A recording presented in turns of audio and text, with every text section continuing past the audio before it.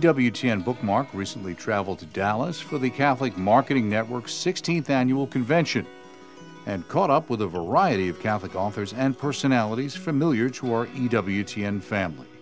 We hope you enjoy the following sampling of our on-location experiences at the CMN. Well, this is very exciting for us, for you to find some time here at the Catholic Marketing Network, Immaculée, to drop by for our little bookmark conversation. Now, you're here for what reason? You've got a book and you've got a video, right? Yes. You also gave a talk originally on the opening night, right? Yes, last night. So that was maybe more of the main reasons too. But we have a documentary about Our Lady of Kibeho, and I have a book about that. That is really my passion, and I feel like I wish the world can know. So which came first? Obviously your story came first. Is it the book that led to the documentary, or the documentary led to the book, or simultaneously? Or? I think the book led to the documentary. Yeah, I met a producer who loved my book and who loved Kibeho and my other story, From Left to Tell, I Lived Through the Genocide. Right. Because they really link together. Our Lady predicted the genocide, and that's why I wrote the two books. So the book came, and then... How clear was it to people? In retrospect, obviously, people look back to the Kibeho apparitions. People kind of know the stories about the rivers of blood, right? That was kind of an image people heard. Did people see that at all ahead of time before the genocide, or was really just something people look back and realize that's what Our Lady was talking about?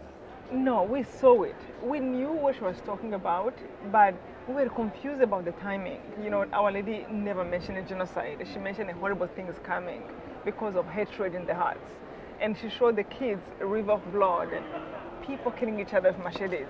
So we knew. I can still remember a place in my home. I was sitting with my mom, and she was thinking, and she turned to me and she said, "Do you think this is happening soon, or is it maybe the way of the Bible? Maybe it can be 100 years." And I'm like, I don't know. She seemed to talk about it like it's happening now.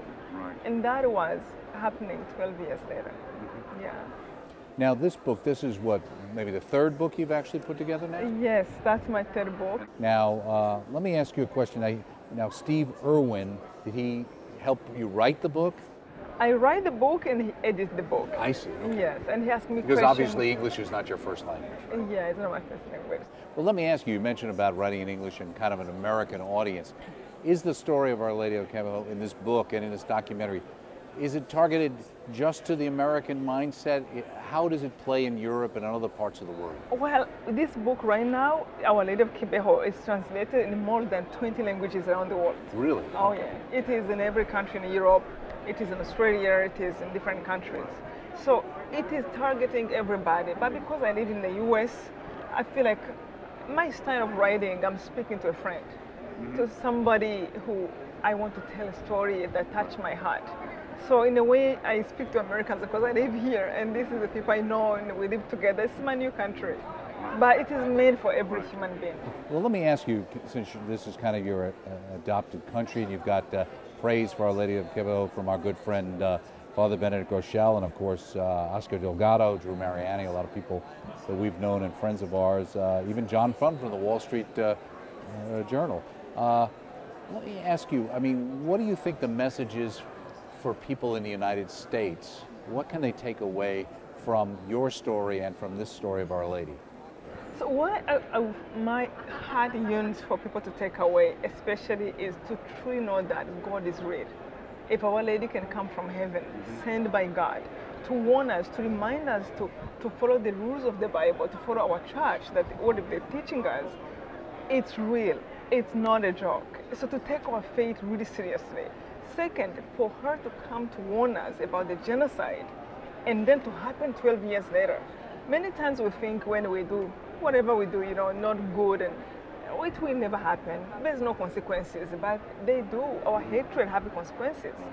Another reason I wrote about this is that especially because Our Lady said, if I am speaking to you, this was her message exactly. It does not mean my message only concerns Rwanda, not even just Africa, but the whole world. When I'm calling you to love one another, really in your own heart and with people around you, in your home, in your family, in your countries, practice love. Pray, especially the prayer of the Rosary, which I love so much. Truly pray from your heart. appreciate the sacrifice was made for you. Our Lord, our Son, Jesus, who died for us. Go to Mass. God, give God time in your life. Follow the commandments and respect them daily, not sometimes. So when she tells us it concerned the whole world, and because of what we were doing, when we didn't love each other, this horrible thing was coming. I want people in the United States, individually, also collectively, hey, we still have a chance here. This have not happened yet. We can still change the course of our country. Each practicing truly love. And in your mind, this kind of thing is possible anywhere, right? It can happen anywhere. Because sometimes we like to look at these Holocausts, whether what happened in Germany or someplace else, and try and figure out how it couldn't happen to us. But that's not true. It's not true. Today, when I take people, I do take pilgrims to Rwanda, to Kibeho twice a year. And anybody who have come to Rwanda, they said, how this can happen here. People are so kind. People are so happy to see foreigners and accommodating, helping each other. No one can cry without 10 people running like, hey, how can I help you? How that happen in a country like that? And that's what I tell people. If it can happen here, it can happen anywhere. And another reason why I wrote the book, and I really wish to tell people, is especially also Our Lady said, if I'm speaking to you and telling you what to do to avoid it, it's possible to avoid these tragedies through prayer, through repentance, and truly coming back to God. So if we could have avoided it, the world can avoid whatever is in our lives, or can happen to our countries, or to us individually, personally. So we can avoid tragedies. We are not doomed to go through those kind of things. Now, this goes back to 1982. How is this Our Lady of Kibeho, how is it viewed in Rwanda and elsewhere in, let's say, in Africa? It's amazing. When she was appearing, we run there just like, oh, this is so good. And by the way, number one message anyone should take about Our Lady, we truly have a mother, like truly who loves us in a way that... Why do you think that that's such an important message for people to understand? Because I think somebody said, people who are hurt are those who hurt people. Most of the time we hurt other people, we think our life is useless anyway. We are rejected, we are guilty, we are not worth it. But to know that you are loved, at least when I understood how much she loves me, when I understood how God loved me, I want to forget it. My pain doesn't mean anything. Right away, I want to reach out to people and project that love. So it is so important to know that we are worth it. The worst thing of going through the genocide was to think, maybe I'm not a human being. Maybe my life is nothing. And what the Rosary did to me and the messages of Our Lady was to look on Jesus. Look what I lived through my children. Look at me. They hung me on the cross. Am I nothing? Am I worthless? And I accomplished even more through my death. So it's so important to know we are loved. When you are loved, you want to care. You want to show that. Well, what would you say to somebody who'd say, well, that's great, you survived, you made it through. Obviously, your family didn't, and I know it's a horrible story. But a lot of these things happen not only with religious involved, but at churches where that's where people were murdered and killed. And some person would say, well, gee, your faith didn't save you. How come God didn't intervene? How come Our Lady didn't show up and stop it? She tried to avoid it, like I said, but the truth is, I don't even consider myself more fortunate than my family who didn't make it. It is not that I feel great that my faith saved me from being killed. I feel great that my faith saved me from sinking in darkness. To realize that even after that, there is a God. Heaven is so clear to me, and it's eternity. So to live on earth knowing that for sure there is eternity, there's nothing better than that. To know that no one have to hold me and hold on to that. I can still just live happy. I remember after the genocide, people used to ask me, what makes you smile after all you have seen? Because this is my journey. Theirs is over. Mine is still going on. I just want to live my life the best I can so I can end up there. But the truth is, we are not more fortunate because we are still living, because everyone will go. And I can assure you, people who died in the grace of God, who were praying to God, He gave them understanding that it was over and they were happy with that. I put a letter, my own brother, wrote to me the day before they killed him. And he told me, if I die, don't worry, I will go to heaven because I'm prepared for that. And not one day in that bathroom I was hiding in, I ever thought, it's okay, I can die. I don't know why, but I was like, God, not this time. Later, but not now. So people who are in the grace of God, God gave them the peace to accept it. So you didn't have a sense of being guilty that you survived? No, it's so funny, no. And I have seen that happening with many survivors. Like, why guilt? They're in heaven. They're much better. Like Our Lady appeared during the genocide, and she said, the gate of heaven is open, my children. Because of so many children I have prepared and who are jumping into my hands. I mean, all I wanted is to die in peace, if I have to die. Not hiding and being grabbed when I'm not ready, and I was never ready. Like my father, I remember when the last few hours he lived, he was talking to these thousands of people, and he's telling them, this time, at least we have the time to know that we might die. If it is the government that want to kill us, they will do it, because they block the borders. So let's take this moment as a chance God is giving us to repent our sins. And I'm like, who talked that way? And what was that peace he had inside that then made him feel that this was actually a chance to repent my sins and go to heaven? So like I said, I don't consider me more fortunate more than I still have a work to do. And I hope I do it. Now this originally started in 1982. Now was there a series of apparitions, and how long did the apparitions actually last for? So the apparitions are still happening to this day. Oh, they are? Okay. Yeah, but the 3 girls who were approved finally by the Vatican, it stopped in 1989. Right. So for 9 years, hundreds of apparitions happened. When Our Lady appeared, she would stay like 4 hours, 5 hours. This is our culture. People love to chat. We don't have TV or computers. So chatting in a family is very much like a whole, many hours. And Our Lady adopted our culture. So what are the original children and the others? How has their lives changed, or has it? So the 3 that are approved, one was killed during the genocide. Oh, really? Yeah, and her mission was to spread the 7 Sorrows Rosary, which I'm just trying to give the voice of Our Lady. Right. Did she have any sense that maybe she wasn't going to be, sometimes like in Fatima, Jacinta and Francisco kind of knew that they weren't going to be around very long. Yeah. Did she have any sense of that? She knew, but she didn't know when that would happen. Yeah, but she cried a lot when she saw the visions of what was happening to her country, and Our Lady kind of have hinted it to her that she won't be there too long. Yeah, and she would come to join her, and she was happy. So another visionary, Natalie, who her main mission is actually to suffer and help Jesus to save the world. Our Lady told her in 1981, 82 to stay on the shrine in that school where she appeared to. 30 years later, she's still there today. Another one, Alphonsine, the first visionary, she's now a cloister nun in Rome. So her life has changed that way. Yeah.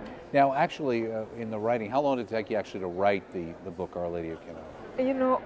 These all my books. When I write, I'm very passionate. The first draft always takes me like a month. And how do you put it together? You have a laptop, you write a laptop, yeah. I write on my BlackBerry. Oh, do you really? Yeah. Okay. I speak around the world, so most of the time. So you kind of write whenever you can? Yeah, when I'm in the plane especially. Oh, okay. Peaceful, no more phone ringing. So I go to my BlackBerry and just write one chapter and then transfer that to my email later. And well, how do you deal with that? Obviously, you have your own spirituality. You have this mission you want to get out there, and I know the talk that I got the privilege of hearing, you mentioned the idea of not resting and keeping going. Are you afraid ever of burning out? No, I listen to my body. I think, like I said yesterday, we're all called. I'm only doing my small part. So I really don't think like I'm carrying this alone.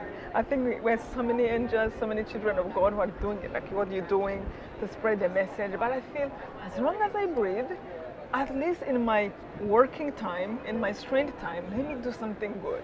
I believe in. What about a family and those kind of things in your life? I am married and I have 2 children. Okay. Yeah, and I travel like once a week, overnight, and come in the morning or red-eye at night. So my children are and my husband involved in what I do. I don't like to put them much in the public. Let me ask you this. You came from a country that's reasonably poor. You're now living in the United States, in New York City, you know, the height of the culture, so to speak, and wealth and things like that, and you're out and around and you're known and you're popular. Do you ever have a concern that that could impact you in the sense of, you know, you find that that's something you have to guard against, not getting too comfortable? You know, the world kind of offers these treasures to you to kind of take you off your mission. Have you found that at all? You know, that's a very good question, but I truly believe, and that again was a very message of Our Lady, and going through the genocide, no, I mean, I have eaten garbage food, and I have been in a comfortable place when my heart was on fire, not happy, you know, or when I was suffering a lot. So true comfort is really what is in the heart. It's not what you have outside. It's not a better bed. It's not a bigger building. It's what you have in the heart. Peace comes from within. So it doesn't attract me. Yeah. So with the documentary, how long did it actually take for this to get produced and shot? We put together maybe 6 months, yeah. And how were you involved with every aspect of it? Every aspect. The whole script. We went to Rwanda together with my friend Sean. We produced it. And then it was shot in HD. And then it was edited here in the United States? You know, we were together, we did it together. Okay. Yeah. So you were involved with every part of it? Every part of it. Now, is this something now, as far as the book, I'm assuming you can kind of partake of either one separately, but they also work well together, right? Yeah, they were, I mean, the book is a story of Kibeho. It's like as we are sitting, telling the story of what happened. People love it. Different origin, you know, people have told me from Pentecost, Adventist, like, this is a beautiful story of a mother of Jesus. So they love it, and they hear my family story, how we got to know about Our Lady. So people love it as a story of any book. However, the documentary goes back to the other book, Left to Tell, and then Our Lady, and the tragedy. As you see them, the title is If Only We Had Listened. It's not the story of Our Lady, but it's two stories. Right, kind of and the warning, yeah. So you can read them, I think, both of them. So on all these plane rides and as you're whisking around the world and taking care of your 2 children and your husband as well, I'm sure. Do you have another book or idea you're working on now? Well, so far I have 6 books I've written, and I signed a contract with Empower, Steve McVetti, who made The Passion of Christ, to make the movie. Okay, great. So, and I'm having 2 books I'm writing right now. Oh, wow, okay. So I have a foundation. The way I help kids in Rwanda. So what's in it? Tell us a little bit about the foundation. Yes, I have a Left to Tell foundation. So a proceed of my books goes to that foundation. Not everything, the proceed. And the money from that, we pay school fees for children, the poor of the poorest, and those who survived the genocide. So we build a school in South Africa, in Liberia, and especially in Rwanda, the number of children who don't have help. So that continues to help, and you know, it's practicing faith. Let me just ask you one question just before we let you go, because we don't want to keep you any longer. How do you think, how does Our Lady of Kibeho impact what's going on, let's say, in Africa today? We hear a lot, obviously this wasn't necessarily a Christian Muslim thing, but obviously, at least we hear a lot about that now. How does this relate? It is, it's amazing what's happening. Despite of what happened in Rwanda today, I think the number of Christianity have even rose because of Our Lady of Kibeho, especially when we saw what she said happened. So on the shrine of Kibeho, there is a small church. Our Lady requested a big basilica that can hold 50,000 people. So that they're still studying. I'm talking to the bishop. I'm like, I'm ready to help in any way possible. But thousands of people come on the shrine to hear 5-hour mass every feast. Like 2 weeks I was in Kibeho, we had about 60,000 people standing up just to hear the mass.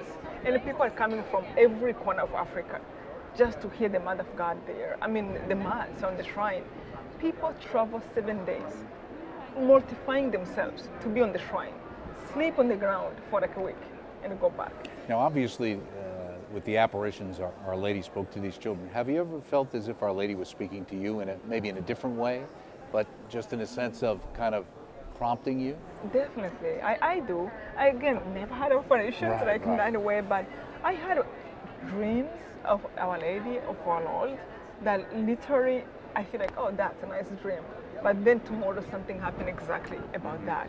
Like during the genocide, I remember dreaming about Jesus telling me, when you come out, everybody in your family will be killed.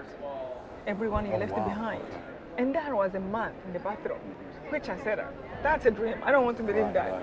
And It's a nightmare, that's what yeah, it seemed to be. Literally, it was beautiful though. I literally remember him. He was very skinny. He was on the cross, and the cross wasn't there, but it was almost like on the cross, and really kind of suffering. He said, when you come out, everyone will be killed in your family.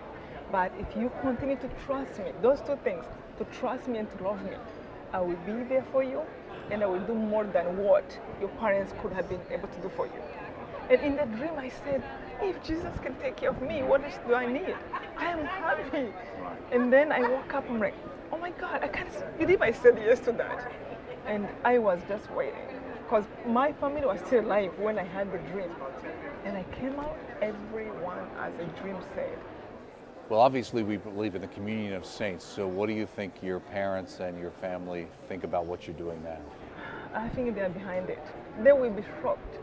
If they come as a human people, they will be shocked that I'm the one speaking to people in the public. Because I was the shy one, the one everyone wanted to protect. And you're speaking to 1,000 people and you can stand, they will not believe it. But given God's power and what's going on, they're not here anymore. Right. God always seems to work that way. It's like with Mother Angelica, you know, a nun, cloistered nun in Alabama, starting a worldwide television, Catholic television network. Thank you so much, giving us so much of your time, and keep up the hard work. Thank you. We'll keep you in our prayers. Okay. Thank you. Well, here we are at the Catholic Marketing Network in Arlington, Texas, and who walks into our booth but our own Sister Grace Marie of the Texas Nuns. How are you doing? How are you doing? Doing very well, thank you. So what are you doing at the Catholic Marketing Network and you're also here with? Sister Mary Peter. We came up because we're about 5 hours south in San Antonio, of course, you just mentioned, and we drove up here, and we thought, well, we'll just come and see what's going on up here. We knew, of course, you guys would be here, so right. That was a very good. Well, it was a great surprise for us to see you, and again, yes. Because you have what? Is it considered a new foundation? What is it actually called? Yes. Well, we are. No, that's what we are. A foundation. We came from obviously Alabama 4 years ago. Actually, August 11th was the number. Is it really? It's amazing. Yeah, it's been long. It's been a while, but we love it here, and we've settled in very well. And so, yeah, it's been great. Well, it's interesting, too, because we always think of Mother Angelica, you know, with her multiple missions, in a sense, getting the friars started, and certainly the network, and then the sisters. But another great idea she always had and wanted was foundations, right? What is a foundation? How does that work? Well, you know, with us especially, we had an overflow of vocations wanting to enter, and so it sort of naturally evolved that, well, it's maybe time to start another foundation somewhere, you know, start a foundation. And so we were invited by Archbishop Gomez, and 4 of us came out. We're still connected to Huntsville until we're canonically established. But it was one of Mother's, she always used to talk about that and said that she wanted sisters to go out on the foundations to build monasteries so that we could have Eucharistic adoration. And the other ones, obviously there's one in where in Phoenix. Phoenix, yeah, and that's the sisters, the Desert Nuns, the so Desert to speak. Nuns, yes. That we're going to, the family celebration for 2012. Right. And there's also another group, right, as well? Yes. That kind of moved from they Portsmouth, were, Ohio, and they right, moved to Charlotte. Yes. Okay. They were sort of already canonically established. Some of our sisters just went there and helped out. They went there because it was they needed some help there, so that's what happened. Okay, now obviously the sisters in Huntsville are cloistered. You're not. You're outside the cloister. Right. And it's because of what? Well, because sort of the way the foundation works right now, because there's only 4 of us, we all have to wear sort of a lot of different hats.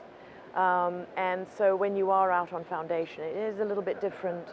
You necessarily have to sort of be out and about a bit more and make yourself, you know, more profile. Right, and I guess the thing, a lot of us Catholics think, just like we used to think that priests and religious had, you know, well, the church takes care of you in retirement and does all these things for you, kind of, and it pays for you to go to school and everything. Isn't that how it works?